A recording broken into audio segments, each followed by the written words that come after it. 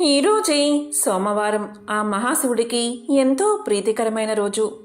ఈరోజు ఈ కథను వింటే చాలు జన్మల పాపాలు తొలగి కోటి జన్మల పుణ్యం వస్తుంది, సకల శుభాలు కలుగుతాయి. మరి ఆ కథ ఏంటో ఇప్పుడు ఈ వీడియోలో తెలుసుకుందాం. ఒకసారి ముళ్ళంతా కలిసి చేసిన ఆ వినమ్రపూర్వకమైన అర్థింపునకు సూత మునీంద్రుడు ఎంతగానో సంతోషించి ఇలా పలికాడు. ఓ ముని శ్రేష్ఠులారా, మీరు సామాన్యులు కారు. ప్రతి నిమిషం భగవత ఆరాధనలో తనువు మనస్సులను విలీనం చేసిన తాపసోత్తములు మీరు. నియమనిష్ఠలతో కూడిన సదాచార సంపన్నులు, సచ్చీలురు. నిస్వార్థ చింతనతో మీరు ఏది చేసినా ఏది కోరినా అది లోక కళ్యాణం కోసమే అవుతుంది. కాబట్టి మీలాంటి అభిలాష గలవారికి చెప్పగలగడం కూడా ఒక విశేషమే. ఆ భాగ్యం నాకు మీ వల్లే రావడం నా పూర్వజన్మ విశేషం. కాబట్టి నేను కూడా ధన్యుణ్ణే అన్నాడు సూతుడు. మళ్ళీ సూతుడు ఇలా పలికాడు. ఇంత సౌమ్యంగా నన్ను చెప్పండి అని అర్థించడంలోనే మీరెంత ఉన్నత చరిత్రలో అర్థమవుతుంది. అయినా మీరు కోరిన కోరిక సామాన్యమైనది కాదు. ఆదిపురుషుడైన ఆ పరమేశ్వరుడి గురించి ఎంత చెప్పినా ఇంకా ఎంతో కొంత మిగిలే ఉంటుంది. చెప్పిన తరువాత అంతా తెలిసినట్లే ఉంటుంది. కానీ ఆలోచిస్తే ఇంకా తెలుసుకోవడానికి ఎంతో ఉందన్న విషయం ఆశ్చర్యాన్నే కాదు, అభిలాషను రేకెత్తిస్తుంది. సదాతనుడు, సనూతనుడు, సనాతనుడు అయిన సర్వేశ్వరుడి లీలలు చాలా విచిత్రమైనవి. ఆయన చేతలు ఎవరికీ అంత తేలిగ్గా అర్థం కావు. ఆయన గురించి తెలుసుకోవడం అంటే ఒక రకంగా సృష్టి గురించి తెలుసుకోవడమే అవుతుంది. ఎందుకంటే సృష్టి ఆయన, ఆయనే సృష్టి అంటూ సూతుడు సౌనకాది మహర్షులకు ఇలా చెప్పడం ప్రారంభించాడు. ఒకసారి మార్కండేయుడు అనే గొప్ప శివభక్తుడు శివుడు గురించి పూర్తిగా తెలుసుకోవాలి అన్న అభిలాషతో బ్రహ్మలోకానికి వెళ్ళి వాణి విరించలకు భక్తితో నమస్కారం చేసి ఇలా పలికాడు. విధాత, నాకు పరమేశ్వరుడి గురించి, ఆయన మహత్యం గురించి కూలంకుషంగా తెలుసుకోవాలని ఉంది. మీరు తెలియచేసి ధన్యుణ్ణి చెయ్యండి అంటూ ప్రార్థించాడు. అందుకు బ్రహ్మ ఇలా పలికాడు. నాయనా, శివుడి గురించి తెలుసుకోవాలి అంటే నాకంటే బాగా కేశవుడికే తెలుసు, అంటే నారాయణుడికే తెలుసు. కాబట్టి నీవు వైకుంఠానికి వెళ్ళి నారాయణ్ణి అర్థించు అని చెబుతాడు బ్రహ్మ. ఇక బ్రహ్మ చెప్పిన మేరకు మార్కండేయుడు సరాసరి వైకుంఠానికి చేరుకుంటాడు.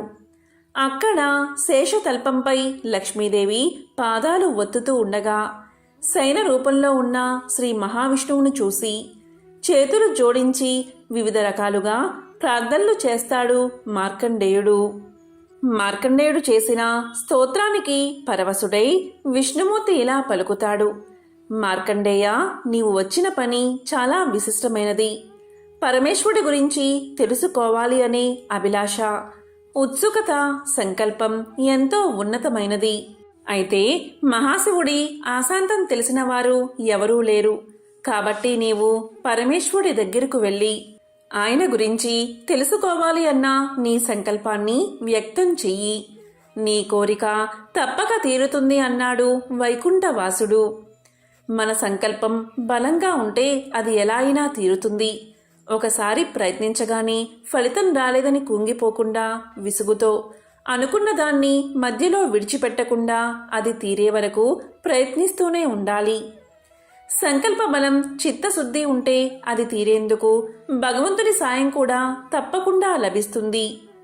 ఇక్కడ భగవంతుని సాయము అంటే అది తీరేందుకు మార్గం లభ్యం కావడమే అని గ్రహించాలి. మార్కండేయుడికి కూడా అదే జరిగింది. మహాశివుడి మహిమలు తెలుసుకోవాలి అన్న కోరిక మార్కండేయుడిలో బలంగా ఉంది. ఆ ప్రయత్నంలో ఇప్పటికే బ్రహ్మ విష్ణువులను అడిగి కొద్దిగా నిరాశకు గురైన తన కోరిక తీర్చగలిగే తెరువును తీరుతుందన్న భరోసా పొందగలిగాడు మార్కండేయుడు. దాంతో అతని పయనం కైలాసం వైపుకు సాగింది. ఇంతకీ ఈ మార్కండేయుడు ఎవరో ఇప్పుడు తెలుసుకుందాం. అనగనగా మృకండు అనే ఋషి ఉండేవారు. మృకండు శివుడి గురించి ధ్యానం చేసుకునే సమయంలో మృగాలు అతన్ని రాసుకుంటూ పోయినా కూడా పట్టించుకునేవాడు కాదట. అలాంటి మృకుండునికి మరుద్వతి అని సాధ్వి భార్యగా ఉండేది. భగవన్నామ స్మరణలో హాయిగా జీవితాన్ని గడుపుతున్న ఆ దంపతులకి ఒకటే లోటు. అది ఏంటి అంటే పిల్లలు లేకపోవడం. దీంతో సంతాన భాగ్యం కోసం వారిద్దరూ వారణాసి క్షేత్రానికి చేరుకుని శివుణ్ణి పూజించడం మొదలుపెట్టారు. ఆ దంపతుల దీక్షకు మెచ్చిన శివుడు వారి ముందు ప్రత్యక్షం అయ్యాడు. కాని ఆ పరమేశ్వరుడికి వారిని పరీక్షించాలని అనిపించిందో ఏమో. మీకు తప్పకుండా పుత్ర సంతానాన్ని ప్రసాదిస్తాను, కానీ ఎలాంటి పుత్రుడు కావాలో మీరే నిర్ణయించుకోండి.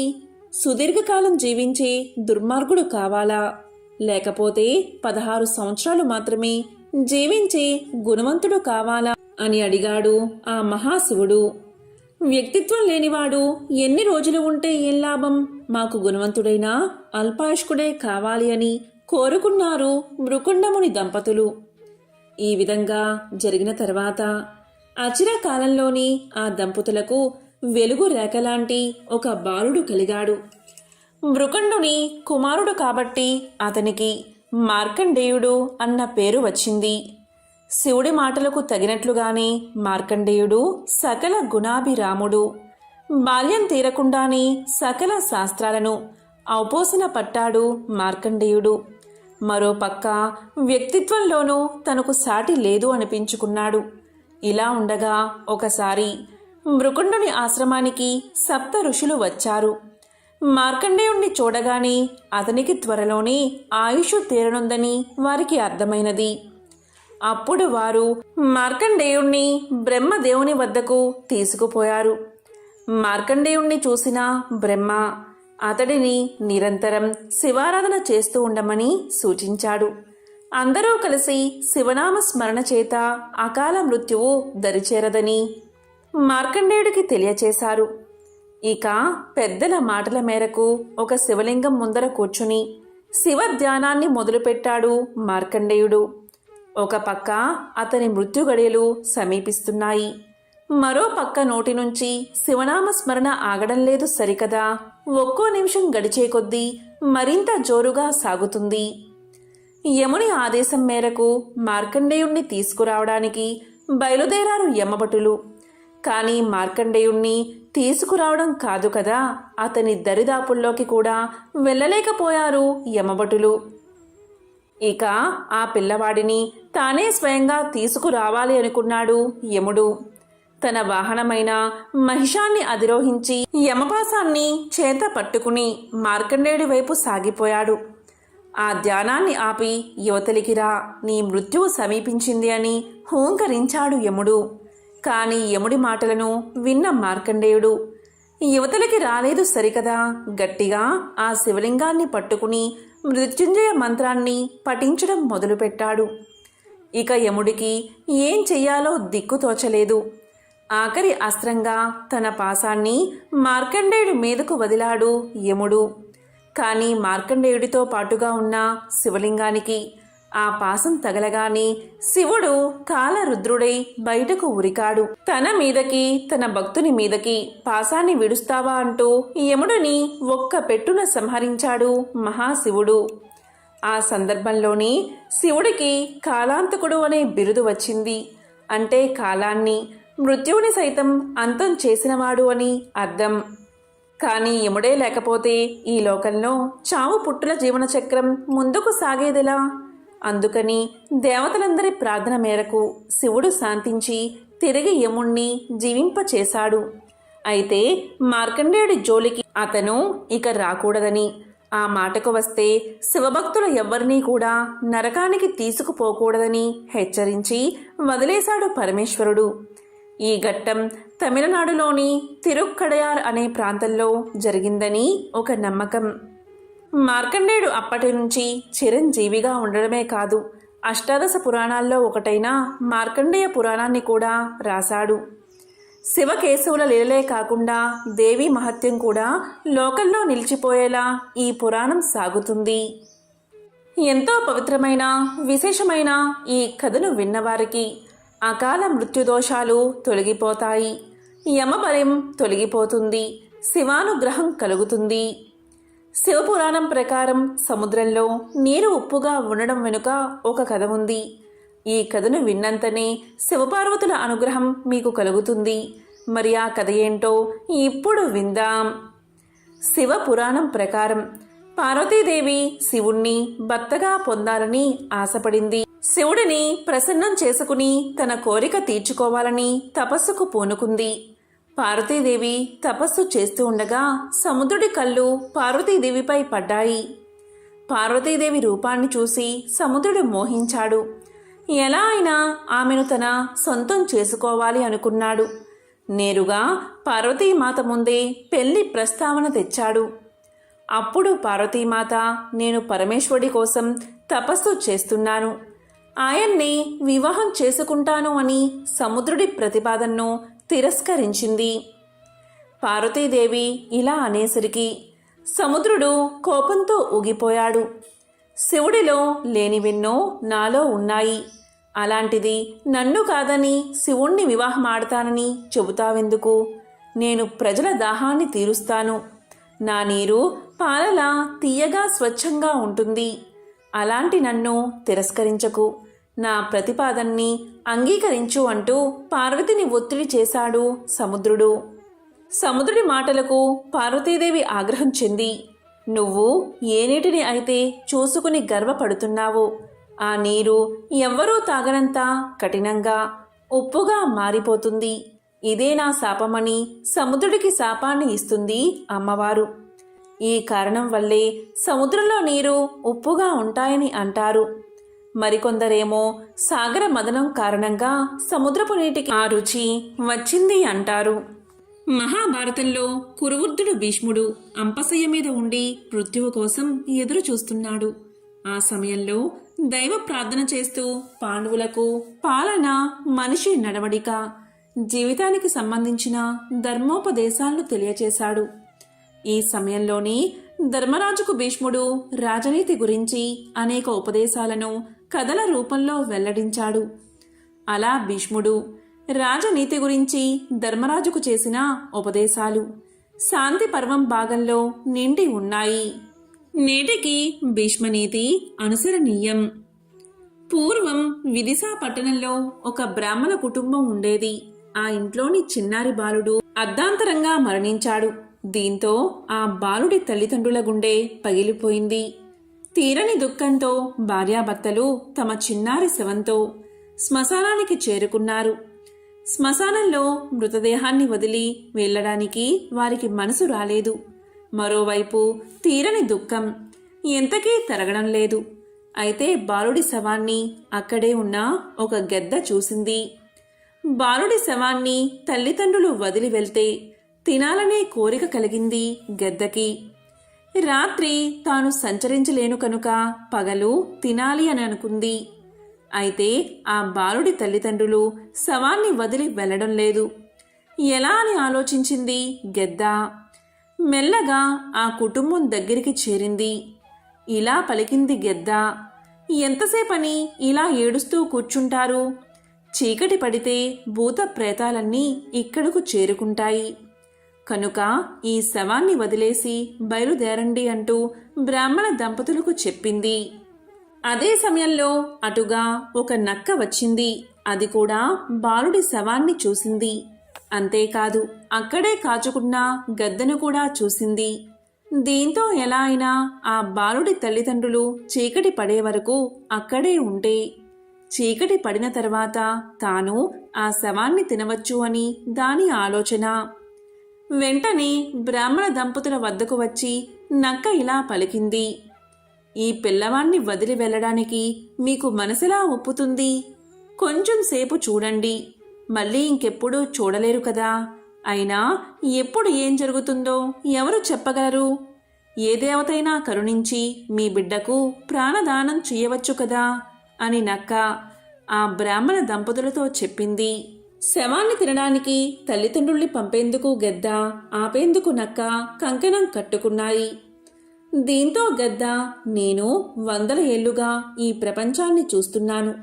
ఇప్పటి వరకు చచ్చినవారు తిరిగి బతికిందే లేదు.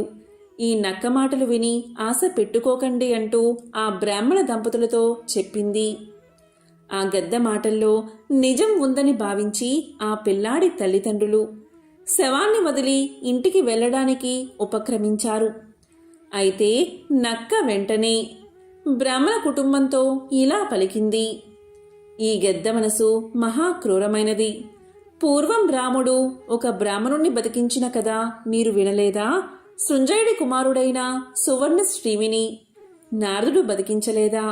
అదేవిధంగా మీ కుమారుణ్ణి ఏ దైవమో యక్షుడో బతికిస్తాడేమో అంటూ చెప్పింది. ఇలా ఈ రెండు తమకు తగిన వాదన్ని ఆ బ్రాహ్మణ కుటుంబానికి చెబుతున్నాయి. అదే సమయంలో శివయ్య రుద్రభూమిలో విహారం చేస్తూ అక్కడికి చేరుకున్నాడు. బ్రాహ్మణ కుటుంబపు దీనావస్థను చూసి అక్కడికి వచ్చాడు. అసలు విషయం తెలుసుకుని బ్రాహ్మణ దంపతులను మీకేం కావాలో కోరుకోమన్నాడు. వెంటనే ఆ భార్యాభర్తలు తమ కుమారుణ్ణి బతికించమని వేడుకున్నారు. అప్పుడు శివుడు మరణించిన బాలుడికి ప్రాణం పోశాడు. అంతేకాదు, గద్ద నక్కల పాప కర్మను తెలుసుకుని వాటికి ఆకలి లేకుండా చిరకాలం జీవిస్తాయని వరాన్ని ప్రసాదించాడు. దీంతో ఈ కథ సుఖాంతమైనది. మహాశివుణ్ణి భక్తితో ఆరాధించిన వారికి ఆలస్యమైనా సరే ముక్తి లభిస్తుంది. పరమేశ్వరుడు హిమాలయాల్లో తపస్సు చేసుకుంటూ ఉండగా పర్వతరాజైన హిమవంతుడు తన పుత్రిక అయిన పార్వతిని పరమేశ్వరుడి సేవకై ఉపయోగించాడు. అలా పార్వతీదేవి పరమేశ్వరుడికి సేవ చేస్తూ ఉండగా దేవతల కోరికపై మన్మధుడు అక్కడికి వచ్చాడు. చెట్టు చాటు నుంచి శివుడిపై పుష్పబాణం ప్రయోగించాడు. తపస్సులో ఉన్న శివుడు తన మనసులో కలిగిన కలవరపాటుకు చింతించి అందుకు గల కారణం కోసం నలుదిక్కులా పరిశీలించాడు. మన్మధుడు కనిపించాడు. అప్పుడు కోపంతో శివుడు 3వ కన్ను తెరచి ఆ కంటి మంటల్లో మన్మధుణ్ణి మసి చేసేశాడు. కొంతకాలం తర్వాత గణపతి ఆ బూడిదను 2 చేతులతో పోగు చేస్తూ ఉండగా ఆ బూడిద నుంచి భయంకర ఆకారంతో రాక్షసుడు ఒకడు ఉద్భవించాడు. అతడే బండాసురుడు. ఇతడు పెరిగి పెద్దవాడై ఘోరమైన తపస్సు చేసి పురుషుల వల్ల తనకు మరణం లేకుండా వరం సంపాదించుకున్నాడు. వరబల గర్వితుడై బండాసురుడు దేవతా వర్గంపై దండెత్తి దేవతలను, మునులను, సాధువులను పీడించడం ప్రారంభించాడు. దేవతలు బండాసురుడి దురాగతాలకు తట్టుకోలేకపోయారు. తమ బాధల్ని బ్రహ్మదేవుడికి నివేదించుకున్నారు. దేవతలందరి పక్షాన బ్రహ్మదేవుడు విష్ణుమూర్తి వద్దకు వచ్చి ప్రార్థించగా ఒక మహాశక్తి వల్ల తప్ప బండాసురుడు మరణించడని విష్ణువు వివరించాడు. అప్పుడు దేవతలందరూ బ్రహ్మ, విష్ణువులతో కలిసి ఒక యాగం ప్రారంభించారు.